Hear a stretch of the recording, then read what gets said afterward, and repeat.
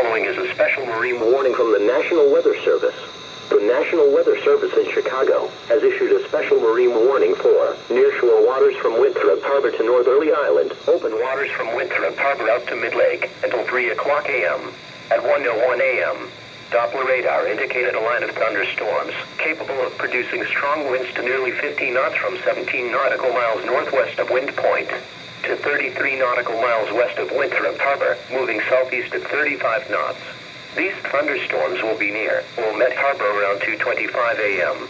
Mariners can expect strong winds to nearly 50 knots, high waves, dangerous lightning, and heavy rains. Boaters should seek safe harbor immediately until these storms pass.